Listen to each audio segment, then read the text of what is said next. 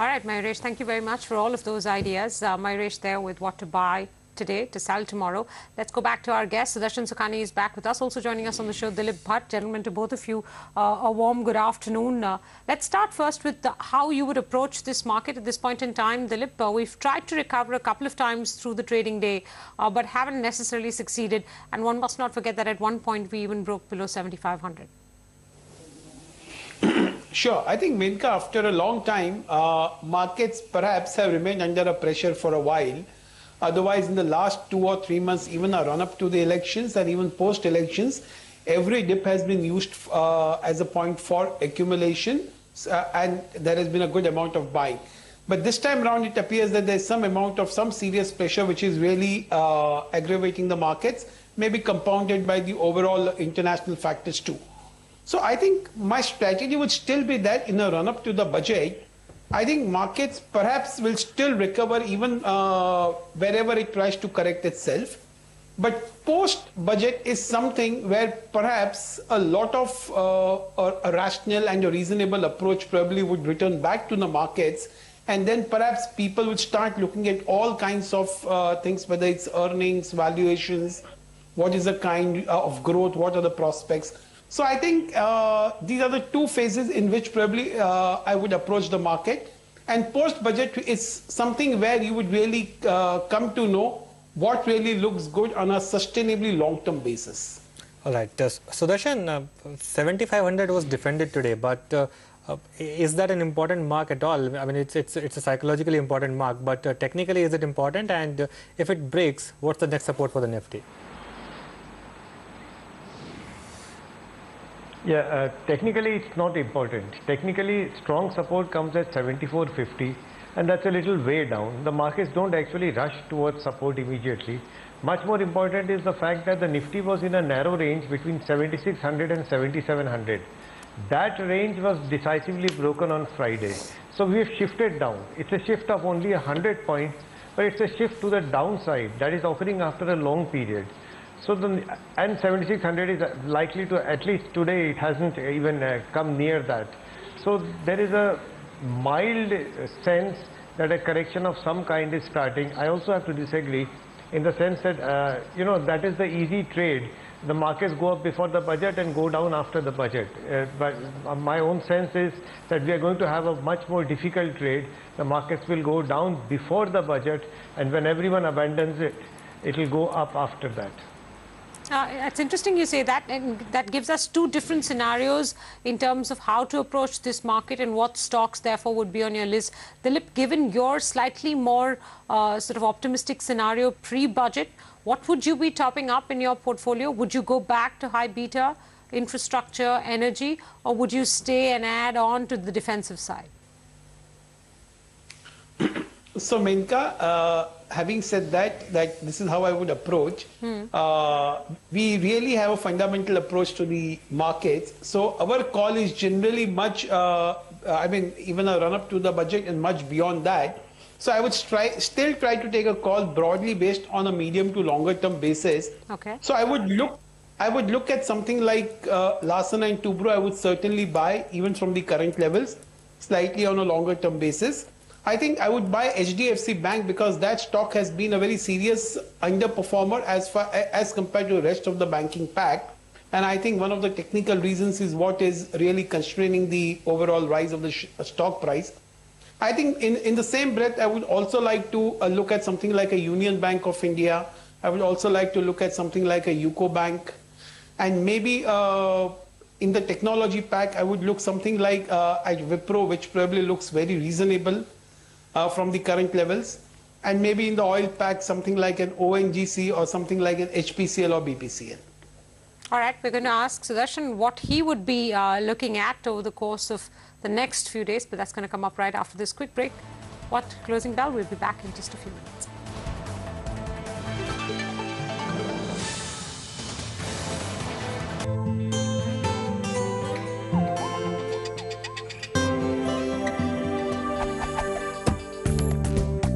Multiply your drive, get more out of life. Presenting the Hyundai Accent, the real family sedan that multiplies your life. Hyundai. The man from Motilal Oswal returns in the much-awaited The Time Is Now. The time for equities is now. I want to thrive, not just survive. His expertise in equity was never needed more. I don't give tips, only solid advice. His advice, like always, is rock solid. Buy right, sit tight. Buy right? Sit tight. I think I'll start again. I'll try again. I am back. I'm back. Welcome back, sir. Tata Crucible reaches its last pit stop, Mumbai. Siksha is an initiated PNG. -5 is what he does not get. As the quiz reaches closer to the zonal finals, teams in Mumbai give a tough fight to move to the next level. At this stage, the battle looks too close for any form of comfort. Watch the action unfold at These Times, a knowledge initiative by Tata. Leadership with trust.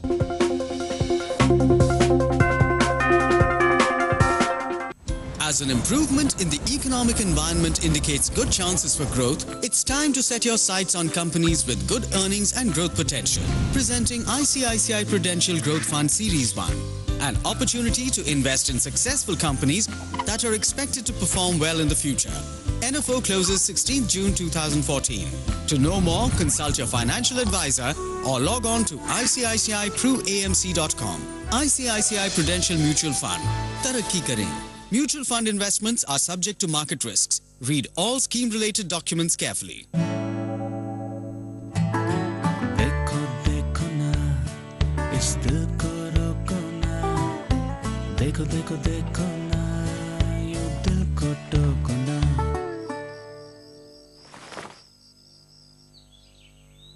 Hey, cover तो लगाया था. दिल भर के जरा. Celebrating over 7 lakh proud owners. Maruti Suzuki Dzire.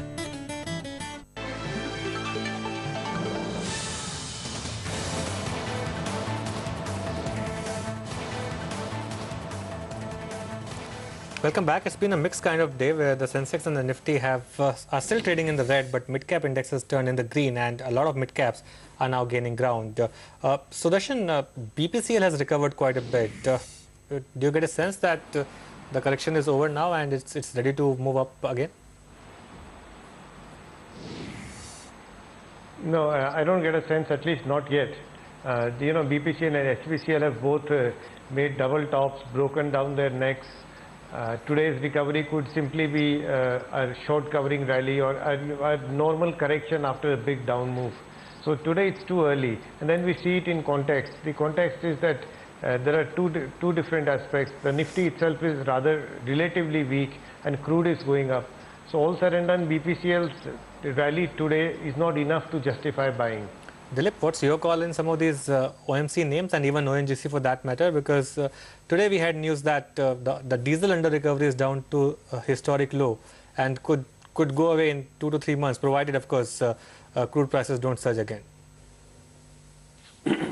Well, I think as far as the diesel under recovery is concerned, the month-on-month increase that they have been effecting, I think that is primarily responsible for that, and perhaps that will go to its logical conclusion, even if the oil price hike really goes up. So to that extent, I think there is bound to be some kind of a relief, which is what we are seeing in the price. But on a broader basis, I think we still feel that the OMCs probably will get a respite from the very acute subsidy problems, and that is where a lot of clarity and visibility is what is expected, being the PSUs also at the same time. So a broader call is that whether it's ONGC, HPCL, BPCL will be able to wriggle out of this subsidy problem sooner than later on a slightly macro basis. And the way the profits have been at the moment for the last couple of years, I think it gives a good hope and respite. So we feel that all these three companies would get a relief, and maybe they qualify to become a reasonably good long-term bet in the portfolios, particularly I would say HPCL or even ONGC. Dilip, a follow-up question to what you suggested in terms of some of the stocks that interested you before we took the break. You mentioned UCO Bank, Union Bank. I was just curious, how would you approach some of these PSU stocks, given that they're all talking about further capital raising, which could involve either the government, selling down some and them issuing further capital, even in the public market. So I'm just curious to know what you expect they would do to raise that further capital, and how is it that you're recommending them at a time when they might be diluting? Well, I think the question is not the question of dilution, because you have seen Yes Bank has diluted, HDFC Bank is going to dilute. I think that is not the worry for the market. Okay. The worry for the market always has been that the dilution has been below their adjusted price to book, which is a very self-defeating purpose. So the moment you try to dilute at a price above the adjusted price to book, then in that case you get into a virtuous cycle. So I think with most of these PSU bank names which we have taken, I think they are trading closer to the adjusted to price to adjusted book, or they're slightly above that. So a dilution from these levels will not be so harmful. And even if it means that it satiates the appetite of a lot of people, but I think it will put the banks on a firmer footing. But apart from that, the couple of banks which I have mentioned, I'm basically banking on a good NII growth. I'm banking on ROAs to be closer to 1 and ROAs around 20%. So I think that is what really makes me support some of these banks, where I think I'm pretty hopeful and optimistic on the performance. All right, the markets have closed. We tried very hard to recover on both the Sensex and the Nifty, but failed to do so. So we are ending in the red, but we're off the day's lows. We're ending above 7,500 on the Nifty at 7,525. That's 16 points lower than Friday's close. The Sensex lower by 61 points at 25,166. Sorry. The mid-cap space closing in the green, though, up about 0.3%. On the Nifty, the top gainer today was GAIL with 5% gains. BPCL up 3.5%. TCS, Infosys, those were two IT stocks that did very well, between 1.5 to 2.5%. Sun Pharma, the sole pharmaceutical representative in the green side today, up 2.5%. DLF made a big intraday recovery, up 2.5%. NMDC up 2%, IDFC up 2%. And then you had Tata Power, BHEL also doing well in trade today. Must make a mention of ITC. That was the sole reason for why the FMCG index was in the green. That was up about 1%, giving some support to this index. On the losing side, M&M, top loser of the day, down 3%. Axis Bank down 2.5%. L&T down 2.5%. HDFC down 2%. Tata Motors down 2%. Reliance down 1.5%. And HCL Tech down about 1.5%. It was mostly L&T, HDFC and Reliance that hurt the index in terms of not allowing it to recover back in the green, because none of these stocks seem to improve even in the last hour of trade. Anuj? Menika, just focusing on stocks that recovered the most in today's trade in mid-cap basket, Alok Industries really has to be right on top. 13% from intraday lows, ending on upper circuit, by the way, up 10%. But in the morning, that stock was down about 3%. So really big surge in that. Unitech, which really represents sentiment right now, was up 9% from intraday lows. It was down 6% at one point, but finally closed about 2% higher. JP Power, 8% intraday recovery, ended flat, but it was down about 8%, so recovered all of that. And a couple of other stocks. DB Realty, of course, was a top mid-cap gainer today, up 17.5%. That was one stock which did well even when the market was going down. And finally, we have stocks like Dish TV, which did well, up about 5% on that. Some stocks were still down on closing basis as well. JP Infra actually ended at low point of the day, down about 6%, never recovered. 3i Infotech ended at low point of the day, down 5%. And Build, Ballapur Industries, also ended at day's low point, down about 4%. But suffice to say that traders would be happy with the second half action in the mid-caps with the kind of recovery that you saw. Yeah, absolutely. Only in the mid-cap, though, unfortunately, we couldn't translate that into gains on the broader indices. Sudarshan, some of the stocks in the mid-cap side that were up today and that did well, Anuj named some of them. Can we ask what you make of some of these stocks? For instance, Alok Industries, DB Realty. Are these stocks that you track at all? No, I track them, and these are traps. It's down 8% in the morning and recovers to 1% gain by the afternoon. Smart money is not buying it. These are traps set up for the retail investor. Okay, mid caps give you so much return. Come and put your money here. I wouldn't touch them, and especially when the market itself is becoming a little shaky. Venkat, there is only one season for mid-caps when they make money. That is when the bull market is just picking up steam after the initial base building. That process is behind us. So would you say that there is very little right now in the mid-cap space that interests you at all or shows the opportunity or the potential to rise further? Absolutely, you put it nicely. There is very little, if at all, there will be prospects for some buying. They are in what you describe as the defensives, pharma and IT and FMCG. Banks are not doing well, so we leave them aside. And mid-caps don't come in the picture at all. These random moves will keep on happening, but they cannot be traded. If you buy them today, we don't know what will happen tomorrow morning. They cannot be traded, Sudarshan, so they cannot be shorted as well, because you know, some of these are F&O names like Unitech, HTIL. Yeah, but short selling has its own disadvantages in case of mid caps because they are prone to, well, for want of a better word, they are prone to market manipulation. It's fairly easy, and there's a lot of interest, and that's also a trap. Rather than go into much more detail, I do not think mid caps should be shorted for the reason that we've seen today, and they cannot be bought. They are all going down. Dilip, what do you make for the week it has been for IT stocks? Last week was a good week, both in terms of the news flow as well as the way the sectors performed, you know, in a difficult market. We've seen that happen today as well, good gains. And amongst IT, if you had to pick between TCS and Infosys, at this point in time, which one would be your top pick?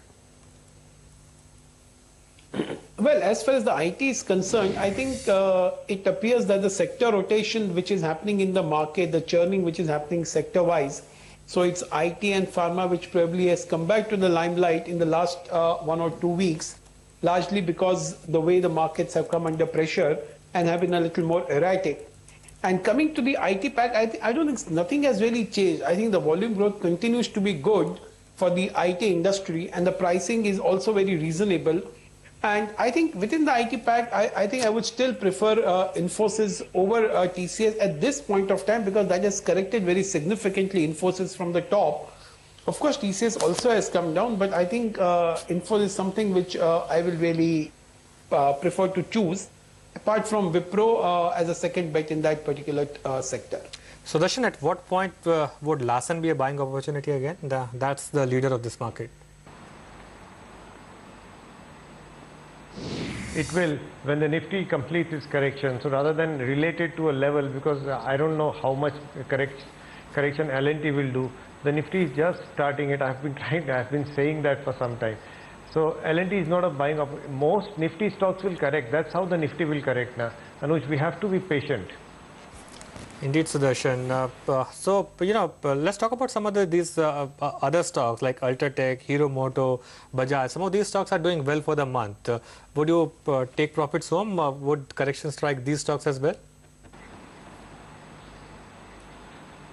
No, there are much nicer stocks to talk about. See, the cement pack is doing its own thing. I don't think it's actually getting related to the Nifty. It's doing very well, and dips in cement, including in Ultratech, ACC, Ambuja and Grasim, just confine yourselves to the 4 big names. Dips in this sector are still buying opportunities. Every 2-3 days we do get a dip, and that's something where a place where the traders can go in. Dilip, any stock in the mid-cap basket that you would recommend at current levels after the kind of correction that we have seen? Well, I think as what I said, that in the PSU banking space, Union Bank and UCO Bank looks pretty interesting. Even Federal Bank is something which we like from the banking pack. And I think apart from that, maybe something like an Oro Pharma. I think Aurobindo Pharma is something which we think is still qualified as a mid-cap, but still has something like almost 2,200 crores of EBITDA, which possibly they will clock in the current year. So I think Aurobindo Pharma also looks pretty interesting even from the current levels. I think these are some of the stocks that we are looking at the moment, and maybe something like in the auto ancillary, something like an Amtech Auto possibly would look interesting slightly on a longer term basis. You haven't named any energy infrastructure type of stocks in the mid-cap side, Dilip. Is that because you don't think that this is the right time to get into any of them? Well, I think the knee-jerk reaction and the the hopes which were attached, I think, because of which the rally has happened in some of these stocks, I think that has played its part.